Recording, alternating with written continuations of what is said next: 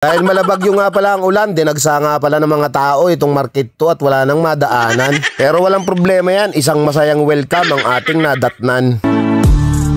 Unti-unti ko nang tinatanggap. A few moments later. Rosario Cavite P-Sport, welcome to my vlog. Unahin na nga pala natin videohan itong mga bayan sale at itong kumpare ko kumakaway-kaway pa. Shoutout paring Ronnie. Ilang araw nga pala akong hindi nakatinda kasi nga nasira yung tricycle natin, kaya naman nakakamiss tong Pandawan. Kaya tara na't magmadali, pasukin na natin tong Market 1. Kitang-kita nyo naman, tuwan-tuwa sa atin ang mga tauhan ng Mark and Lorraine. Ngayon lang kasi sila nakakita ng napaka-pogi na vlogger. Galing! Nakakamanga! Ang gaganda naman ng isda dito sa Mark and Lorraine at yung tuna, Diyos ko, buhay na buhay pa. Mamali at alimasag na nga lang pala ang tinda ni paring Jason, shoutout. Pwesto nga pala yan ng Norlito Aves. Eto nga pala yung sinasabi kong buhay na tuna. Ang laman nga pala ay mamula-mula. At etong si Gemma mukhang mahihain ngayon, ano kayang meron? May Lloyd tuna nga rin pala sila dito, dolong at saka galunggong. Sa laki ng tubo ni Gemma sa isda, ayan o, kitang-kita naka gold plated na. Tara, bye-bye natin hanggang doon sa dulo yung Market 1. Kakamiss lang kasi sa tagalang panahon. Kamusta ka na ba? Kamusta na ba siya? Ano ba ang lagay ng ipan ko ba ngayon? Kinumang kulitan na ruta na sara. Kakamiss lang kasi. JB Julia, bago natin ituloy ang pag-iikot, kuha nga muna pala tayo ng jumbo na bangus. Matataba at malalaki ang kunin natin para hindi mahirap bonelessin. Pinatimbang ko na nga pala, 6.5 lang yan kasi nga kukuha rin tayo ng bangus dagupan. Area masarap ibenta, malalaki at mangilo nga pala ang isa. Sa JC Palmaris nga pala tayo nakakuha ng 10 kilong bangus dagupan. Tara na, yiluhan muna natin yung mga pinamili natin na isda sa may parkingan. Pagkatapos nga pala natin niyiluhan yung ating mga pinamili ay bumalik nga pala tayo dito sa Market 3. At nakakita nga pala ako ng fans ko na vlogger. Medyo mababa nga pala ang kabayas kay na Ate Ganda, kaya dito tayo bumili ng 10 kilo. Buti na lang pagtawad ko, binigay agad. Yung mga kaibigan natin, isama na rin natin sa vlog. Eto nga pala yung mga solid viewers natin. Sana pag napanood nyo to, pakashare naman. Pagkatapos nga palang timbangin ng kabayas ay atin ang binayaran. Tara sa tricycle, samahan nyo ako magyelo. Dahil malabagyo nga pala ang ulan, dinagsa nga pala ng mga tao itong market to at wala nang madaanan. Pero walang problema yan, isang masayang welcome ang ating nadatnan. Unti-unti ko nang tinatanggap. Siguro nga dito na rin natatapos ang lahat. Ayaw ko na rin pilitin ka na makisama pa sa akin, nakakawalang gana. Di mo pa bayad na kutuban, di ba tamang inala ka?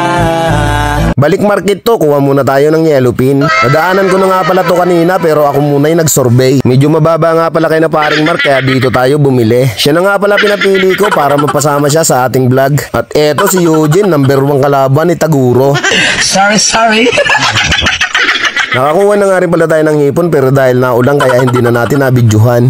Plastic na nga pala natin para mapili natin yung luno at hindi na natin piliin sa bahay. At ilagay ko na nga pala sa yeluhan. So dahil tanghali na nga pala kaya ang tilapia ay nagkaubusan. Kaya kumuha muna ako ng 15 kilos. Sa Market 3 nga pala yan dito kay na paring Jack. Abi, fish broker, sila na nga lang palang may tilapia kaya tayo napilitang kumuha. Wala nang tawad-tawad, kahit mahal tayo kumuha na. Pagbalik nga pala natin ng market to, kumuha na nga pala tayo ng galunggong sa kadalagang bukid. At kung hanggang ngayon ay hindi ka pa nakapalo sa page ko, pakipindot naman ang follow, like, and share. Thank you. Dahil kansilado ang pasok sa school, wala nga palang traffic ngayong araw. Kaya maaga tayong dumating dito sa paradahan. Pero bago tayo umuwi, bili nga muna pala tayo ng masarap na malunggay pandesal. Niluluto pa nga pala kaya medyo tayo natagalan. At eto sa wakas, nakabili na rin tayo. Eto nga't nakauwi na tayo sa bahay pero medyo malakas pa rin ang ulan. Inabot ko na nga pala dito kay Marisa yung binili kong pandesal para makapagtimpla na rin siya ng kape. Pero di pa man tayo nakakapahinga, meron ang gustong bumili. Siya nga pala si Ate Annalyn Borse, shoutout po, salamat nga po pala sa binamano. Tilapia nga pala binili niya dito at ate, ikaw na bahalang mamili. Pagkatapos ko nga palang timbangin yung binili niya ay nilinisan ko na rin. At yon sa wakas, tapos na rin. May binamano na tayo. Tapos na nga rin pala magtimpla ng kape si Marisa kaya tara, agahan muna tayo mga lods, samahan nyo ako. Ang sarap talaga ng malunggay pandesal lalo na kung mainit-init pa. Nang natapos nga pala tayo mag-agahan ay lumabas na tayo upang ipakita naman sa inyo yung aking mga paninda. Kaya dali-dali ko na dito binuksan yung mga plastic para makita nyo na yung mga sariwa kong mga paninda. Eto na nga pala yung paninda ko ngayong araw ng Webes, mga lods, yalupi na sariwa.